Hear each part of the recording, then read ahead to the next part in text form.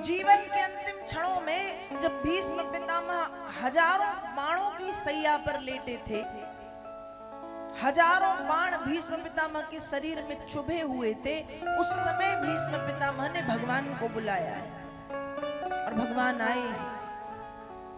महायोगी थे तो आए और आकर के बिल्कुल भीष्म पितामह के पैरों के सामने भगवान खड़े हुए। उस समय भीष्म पितामह प्रश्न करते हैं कि गोविंद, मैंने ऐसा कौन सा गलत कर्म किया है जिसका परिणाम मुझे इतना घातक मिल रहा है। भगवान ने कहा, पितामह आप तो स्वयं महायोगी हैं, आप स्वयं देख सकते हो कि पिछला आपने क्या कर्म किया है। भीष्म पितामह कहते हैं कि कृष्ण 1 जन्म 2 जन्म 5 जन्म 10 जन्म 15 जन्म 20 जन्म 25 30 50 60 70 जन्म की कौन कहे। मैं 73 जन्म पहले तक की स्थिति, 50 जन्म 60 जन्म पहले तक की स्थिति देख चुका हूं। तब भगवान ने कहा कि ये बात 73 जन्म पूर्व अर्थात 74वें जन्म की पहले की। आप प्रातः काल ब्रह्म मुहूर्त में गंगा जी में स्नान करने जा रहे थे और जब आप स्नान करने जा रहे थे उसी समय जिस रास्ते से आप जा रहे थे उस रास्ते पर एक मरा हुआ अधमरा, अधमरा मतलब घायल सर्प पड़ा था। कैसे सर्प पड़ा था?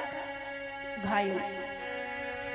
आपकी दृष्टि पड़ी, आपकी जब दृष्टि पड़ी तो आपको लगा कि सर्प मर गया, सर्प मर गया। लोगों के हित के लिए कि बच्चे निकलेंगे, माताएं निकलेंगी, डर जाएंगी, उस मरे हुए अधमरे को मरा समझ के, घायल सर्प को मरा समझ के उठाया और उठा करके उस सर्प को आपने फेंक दिया। और जब उस सर्प को आपने उठा करके फेंका तो परिणाम क्या हुआ?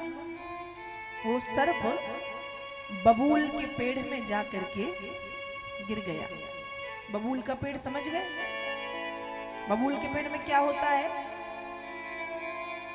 कांटे होते हैं। उस सर्प के शरीर में बबूल के पेड़ के छोटे छोटे से कांटे जाकर के चुभ गए, छिद गए, गड़ गए।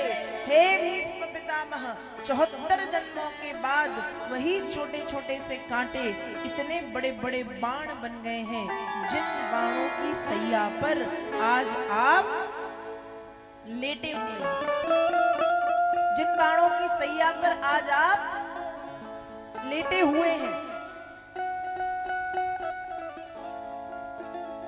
तो भीष्म पितामह जैसे योगियों ने भी यदि अनजाने में, वो गलती अनजाने में थी ना, पता तो था नहीं, अनजाने में अपराध हुआ, उसका परिणाम भी घातक जीवन में उनको भोगना पड़ा। तो ध्यान रखिएगा, हम कोई भी कर्म यदि करते हैं तो बिल्कुल सोच के रखो। अच्छा करोगे तो अच्छा मिलेगा और बुरा करोगे तो बुरा मिलेगा, आज नहीं तो कल मिलेगा, पर मिलेगा।